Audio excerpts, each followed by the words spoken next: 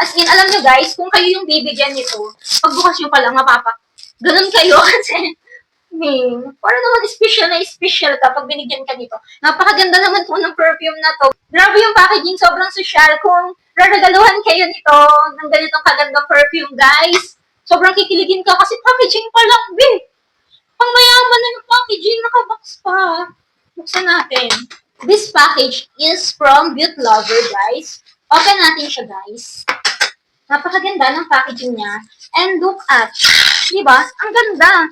So, safe na nakarating sa akin yung product. Samahan niyo ako mag-unbox nitong aking parcel na to. Grabe yung pagkakasunod. OMG, napakaganda. Tingnan niyo naman po. Sirain ko na ha. Para nakakapanghinayang siyang sirain. Kasi ang ganda. Tanggalin natin yung plastic. And, buksan natin yung laman niya. Tingnan natin na kung anong laman niya.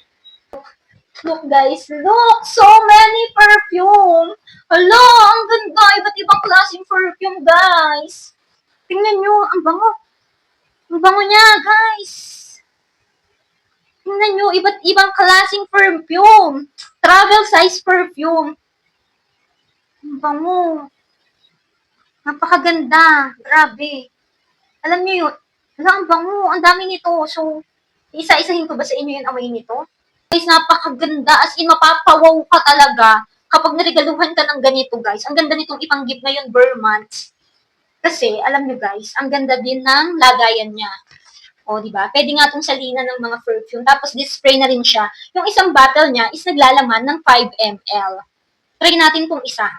Ang bango nito ni Red Charm. Tatry ko kung anong amoy niya.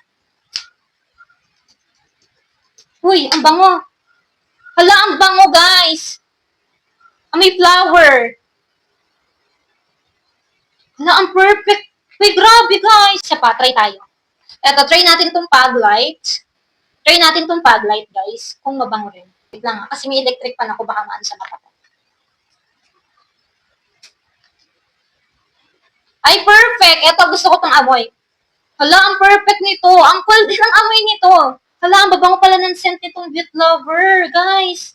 Guys, kung meron kayong gustong ipa-review sa akin na scent nito, i-comment nyo sa comment section, isa-separate ko yung pag-review about, kasi ang dami nito, sobrang hahaba tong video na to, guys. So, kung meron kayong gusto sa akin, ipa-review kung ano yung scent ng amoy nito, gagawin ko ng separate video, guys. Kahit hindi ako magaling mag-describe ng mga scent, gagawin ko yung best ko para ma-describe yung mga scent nito, guys.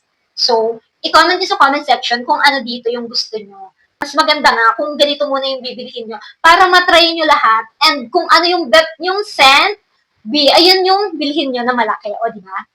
Ilalagay ko yung link nito sa aking yellow basket kung gusto nyo ng ganitong kagandang perfume. Okay, yun lang. Thank you for watching, guys.